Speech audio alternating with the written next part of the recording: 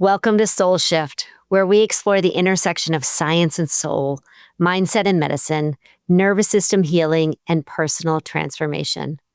I'm Ali Anderson. I'm here with my co-host Mindy Gorman-Pletzer and Christine Morgenstern-Shin. And today we're thrilled to welcome someone who truly embodies the SoulShift philosophy, Margie Bissinger. Margie Bissinger is a physical therapist. She's an integrative health coach. She's an author, and she's a happiness trainer. She's the co-founder of the Certified Integrative Bone Health Practitioner program. And Margie has over 30 years of experience helping people with osteoporosis and osteopenia improve their bone health. She hosts the Happy Bones, Happy Life podcast and has hosted 4 summits on natural approaches to osteoporosis and bone health. Margie has received 3 osteoporosis prevention recognition awards for her work with the state of New Jersey, and her podcast was recently ranked number 1 on FeedSpot's list of bone and osteoporosis podcasts. Her message is simple and it's powerful. Strong bones support a happy, vibrant life, and happiness itself supports strong bones. Welcome to SoulShift, where modern science, ancient wisdom, and real life come alive. SoulShift is your weekly dose of inspiration and a reminder that meaningful change can be both gentle and powerful. Together we'll unlock practical tools, share conversations that spark something beautiful, and celebrate every facet of your incredible human experience. Your energy matters, your growth matters, and you matter. Let's shift boldly, Joyfully. Together. Margie, welcome to SoulShift. We're so excited to have you here. Oh, I am so thrilled to be here with all of you. Oh, this is so great. Well, I want to kick us off with our first question. Margie, I turned 51 this month, and I want to ask you, at what age should we really start paying attention to our bone health? The truth of the matter is at every age, because most people think it's, something we don't have to worry about until we're older. But the truth is, it's sort of like your bones are like a bank.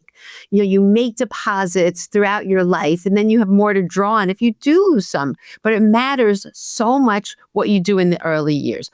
Women have 85 to 90% of their bone by age 18 and 20 by men. So these early years are so critical. And we have our peak bone by age 30. So what we do when we're younger really matters. And I think it can be a great thing if people know what to do. But a lot of times most people just don't even think about the bones, and a lot of kids are not active, and things that stimulate bones people aren't doing, or the way they're eating.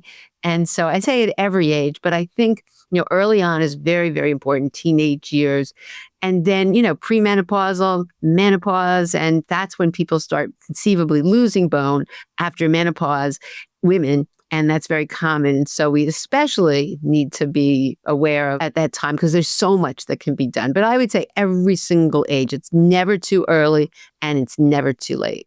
I'm so grateful you're sharing that message, because I don't think I really started thinking about my bone health until I started nearing age 50. And I'm really grateful I can share that with my teenage daughter now to say it's time to start thinking about bone health. So thank you, Margie. And that's what I wanted to talk about. We might as well just dive into the practical steps that anyone at any age can take to keep their bones strong. Yeah, absolutely. So numerous things. First of all, I think exercise is such a big deal. The bones respond to the forces placed upon them.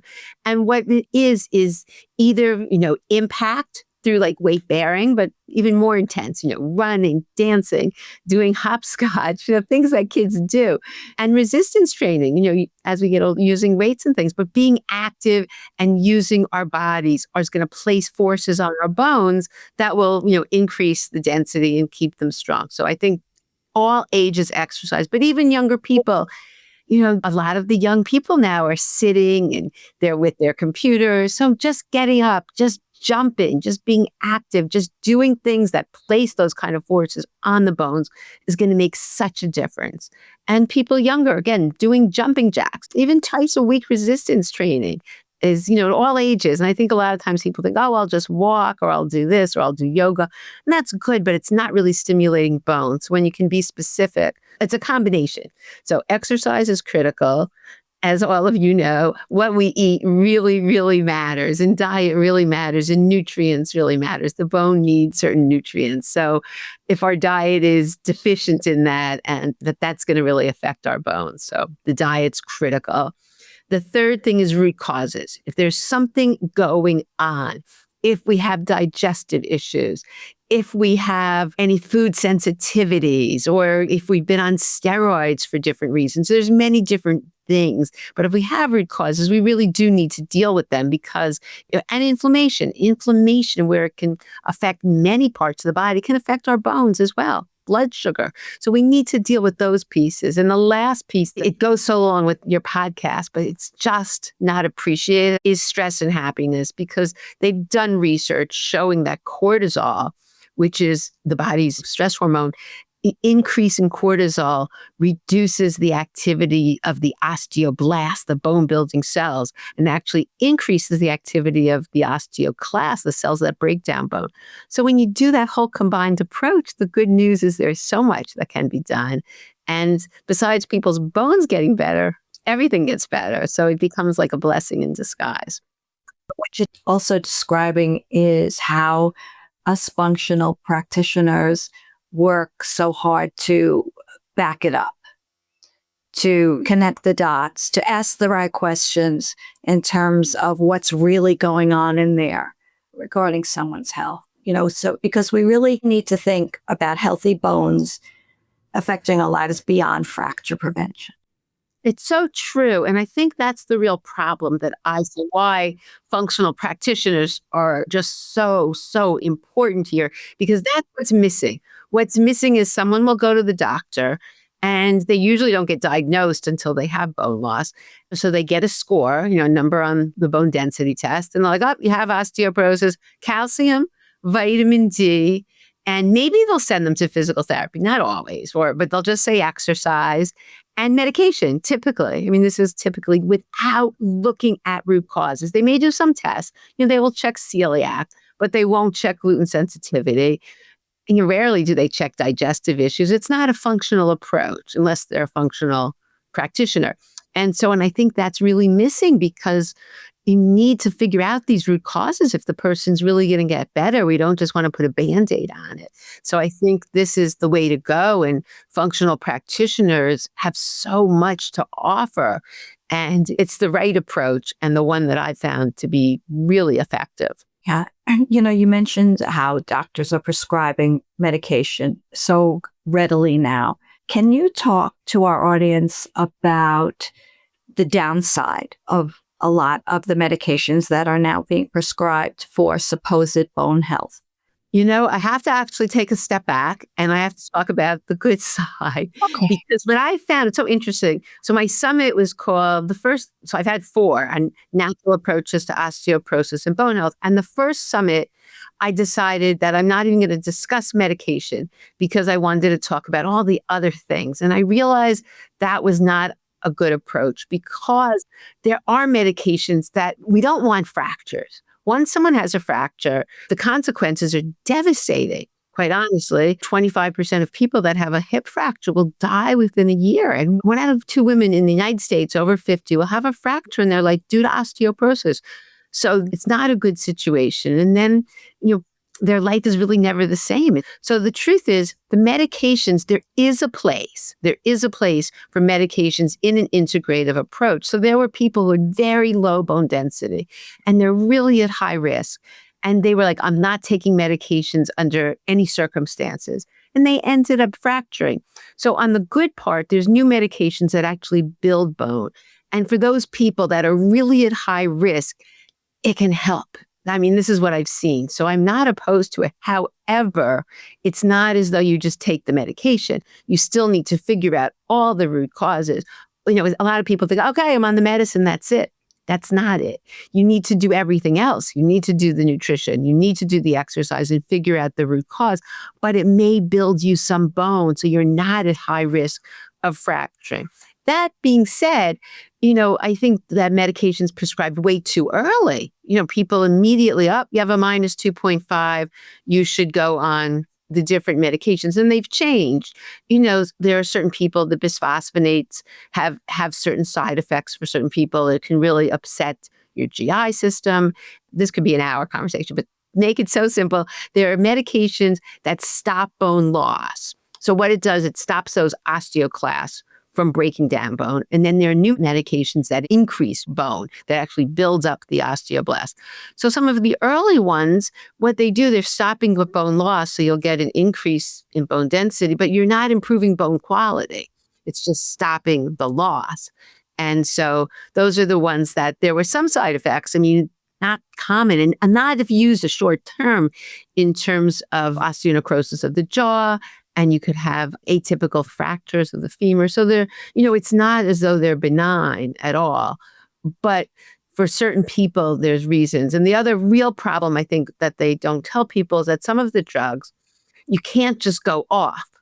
If you go off, you'll actually lose more bone if you stop. So you need to know when you go on, this could be a longer term process. So anyway, yeah, it's a long conversation, but I just want people to know that there is a place for those people who really do have significant bone loss already and are at high risk of fractures. Yeah.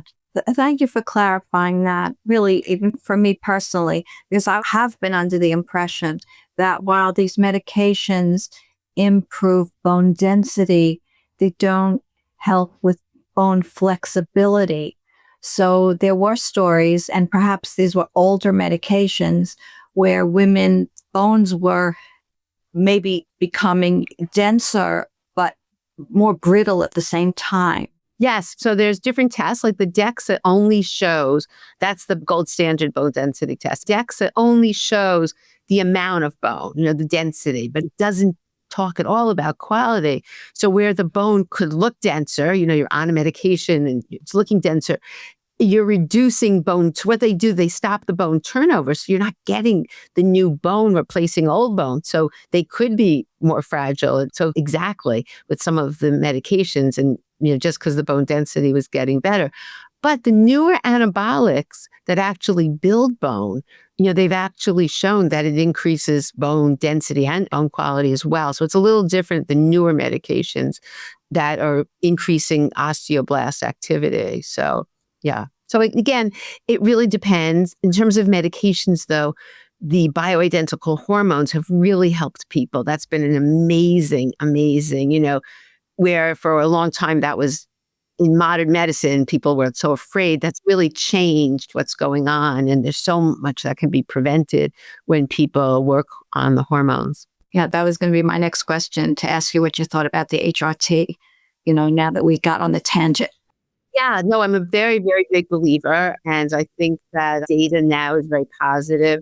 And especially for people, really at all ages, there's different. And I think it's so important you work with someone that really works one-on-one with you and does the testing and figures out. But for people who are just going through menopause, you can really prevent osteoporosis. Estrogen really helps maintain bone. And yeah, so I think I'm a big believer, again, with the right bioidentical and working with the right practitioners. Yeah. In a few weeks, we have Maria Claps coming on the show. Great. I know she is a tremendous advocate for it and for HRT and doing it right. Exactly. Yeah. So I look forward to that as well. We were talking about movement before, and I know you have a fabulous Strong Bones for Life bundle that I would love for you to share with our audience. Yeah.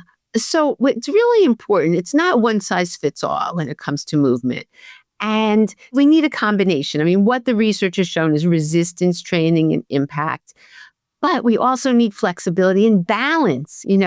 Not everybody can do heavy lifting, but everybody can do some type of balance. So I have classes every month with different practitioners and different people. So what I've done is put some of my favorites together in a bundle. So you get a smattering of things, because you have to figure out what you like, to just do exercise that you don't find fun isn't good at all. So in the exercise bundle, we also have someone working on pelvic floor so that you could also strengthen your pelvic floor so no one needs depends, when they get older. But it's very important, as well as learning how to stabilize, how to do stabilization in terms of strength training. What they found for balance, the absolute best exercise is Tai Chi and Qigong because you're moving.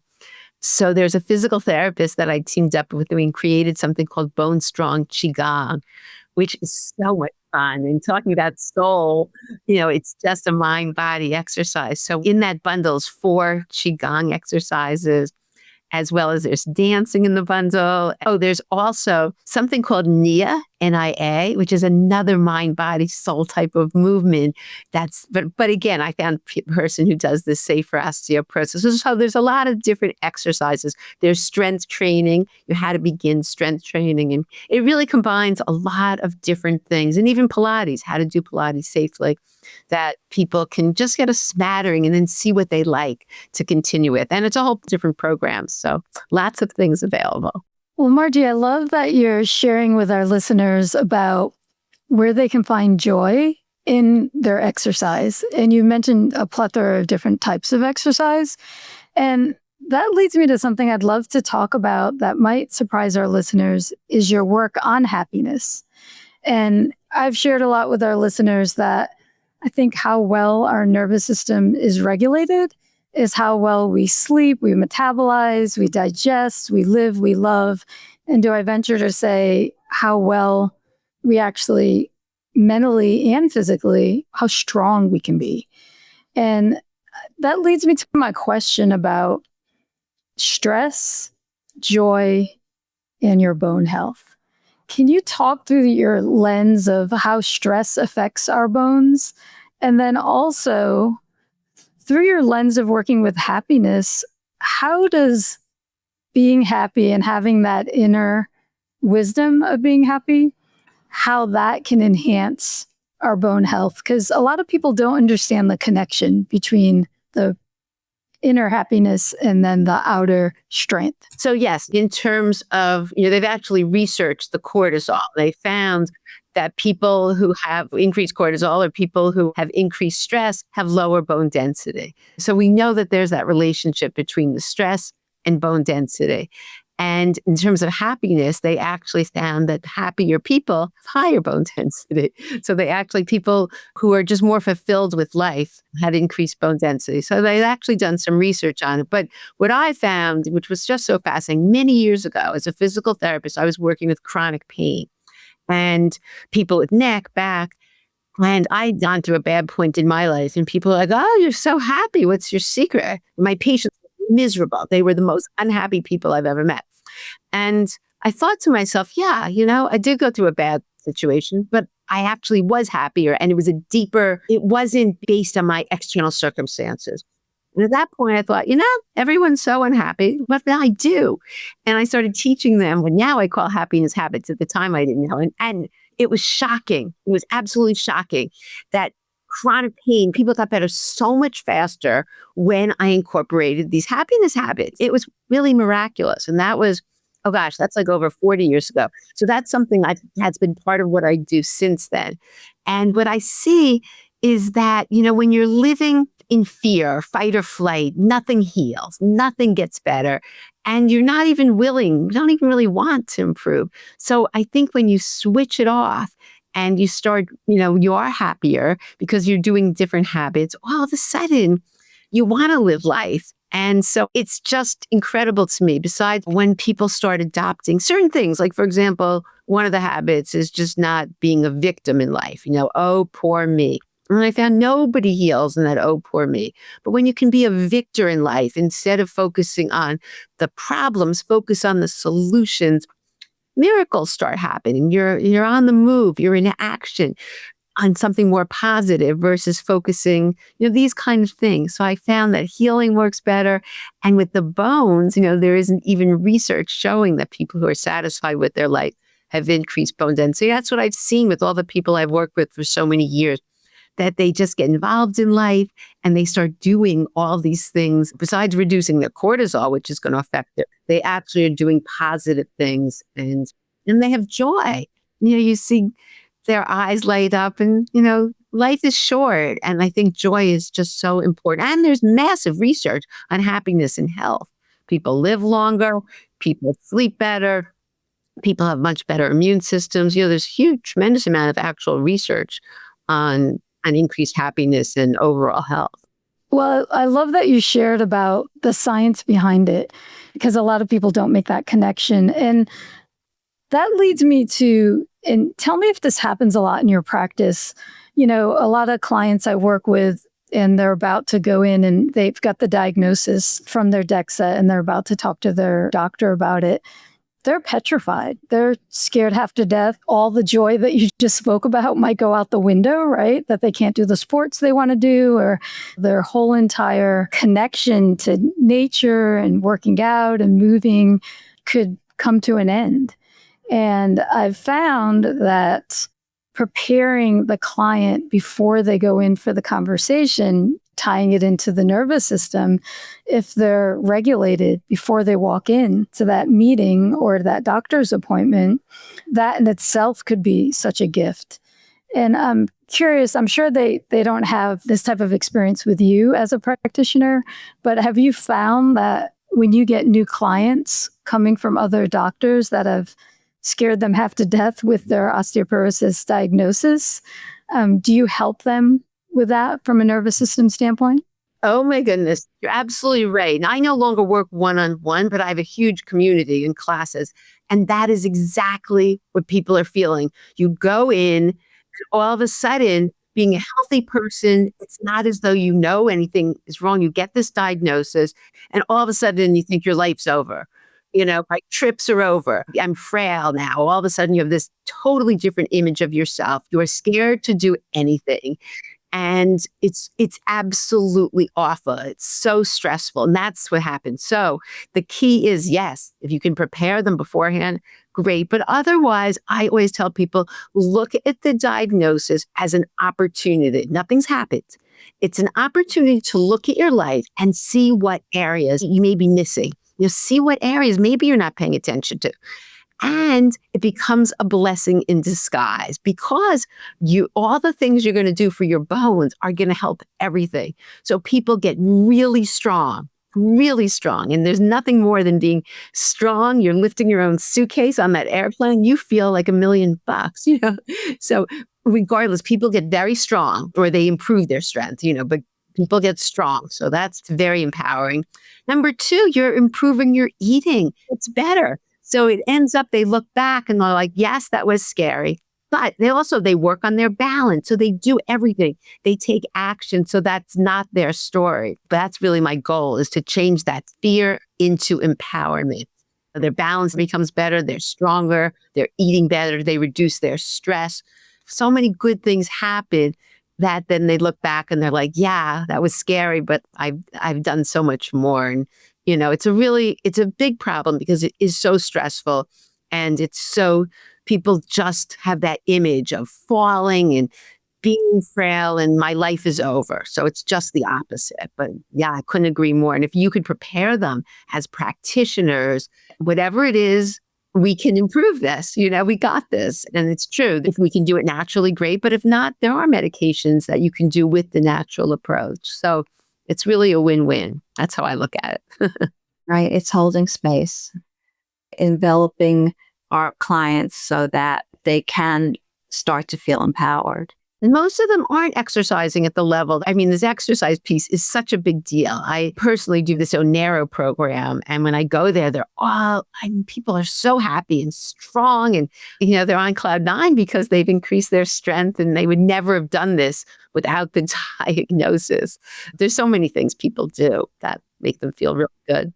It's being empowered from within. Exactly. It's great. Oh, Margie, this is so fabulous. I love you. Feelings mutual. We go way back, Mindy. I would love for you to tell our audience about where they can find you, share resources and offerings you have besides your Movement for Life bundle. Anything you'd love them to know about and especially your community. How can people join your community? So if they just go to my website, margiebissinger.com, that's one way. Everything's on there. What I do have now, Mindy, you'll like this. I didn't tell you this. I'd had 4 summits, and the last summit, everybody's just gained so much. They're free talks, and there's just so much information. And Mindy's one of the speakers and really does incredible, gives so much good information on your talk. But anyway, right now it's available again as like an evergreen. So I'll give you the link for that. And then I do have a community. I have something called a roadmap.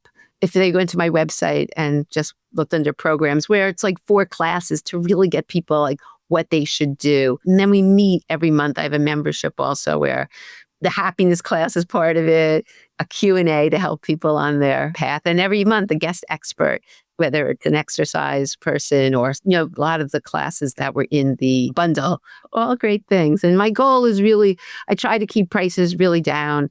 And my classes, they're not expensive because I just really want to help people. And this thing is, it's fun. It's fun being in a community and we're all growing and we're all doing things together. And I do have a happiness program separate that's also part of the membership too. And I have a podcast that Mindy's been on several times called Happy Bones, Happy Life. And the last thing I am doing for practitioners with Dr. Kim Millman, who is an absolute brilliant physician who's been working with osteoporosis for 16 years in an integrative approach. So she actually asked me if I would do this practitioner course with her. So we're just starting in October. We haven't started yet. It's the first cohort, training practitioners who are interested in bone health, what tests they have to do, from a functional approach. And so if anyone's interested in that, you can just reach out. Yeah, that'll be wonderful because I'm sure there are a lot of people in our audience who are coaches who are working with women perimenopause and menopause and who really might be interested. And again, they can find that on your website. They can email support@margiebissinger.com. That would probably be the best thing. Really, really wonderful. Oh, thank you so much. Oh, you're so welcome. Well, Margie, we really enjoyed listening to how you're combining the mental and the emotional and the physical approach to bone health, which is quite unique. I mean, not unique to our world, but to most doctors out there, right? So we love to close every episode by asking our guests, what's one soulful shift that's changed your life? Or it could be the way you show up in the world that you could leave us to inspire our listeners. I think the biggest thing is to look at what's good and what's working. I think if you go through your life and, you wake up in the morning, what's the best thing that could happen today? And you just put that lens on, because there's a lot of things that happen that aren't good, but there's so much good, you have blinders for it. So I think one thing is just, what's good here, and then magnify it. And, if you just look at people, what's right with this person? And I think if you go with that lens, I just think it can make for such a happier person. And it really does change things because there is a lot of good in the world. And sometimes we just don't see it. So when we see it, stop, appreciate it, and, just savor it. And I think that's can make someone's life so much better in so many ways. Margie, thank you so much for today. Thank you for sharing your wisdom, and thank you for sharing your warmth with us today. Your work is such a beautiful example of what happens when we combine really evidence-based health strategies and we combine it with the power of joy and mindset and joyful presence. So thank you for sharing that with all of us. I know myself, I know all 3 of us, I know all of our listeners are really grateful for your messaging today. Thank you so much for having me. It's been such a pleasure being with all of you, and you're all doing so much amazing work in the world. So, I just think it's fantastic. So thanks so much for including me today. Absolutely. And to our listeners, I want to remind you that bone health is whole body health. From your movement to your mood, from the food on your plate to the way you start your morning every day. Every choice you make is a chance to build strength from the inside out. And we will link all of Margie's offerings and her resources and her social handles in our show notes, because I definitely want you to be following up with Margie and her amazing work. And until next time, stay strong, stay soul connected, and keep shifting. Thank you for sharing this sacred time today. We hope something in this conversation touched your heart and offered nourishment for your soul's journey. Remember, transformation is most effortless when it happens one tender shift at a time. Until next week, we invite you to carry one insight from today into your life. Not as a task. Think of it as a superpower to yourself. If something resonated, we'd love to hear from you. If you're joining us on YouTube, feel free to leave us a comment below. Your words ripple outward, offering connection and comfort to others walking this path beside you. If SoulShift feels like home, please subscribe and consider leaving us a review. Your support will help us reach more hearts that need to hear they're not alone. We're holding you in love, so know you're not alone. Your journey matters. May your heart be filled, And may your path be filled with grace.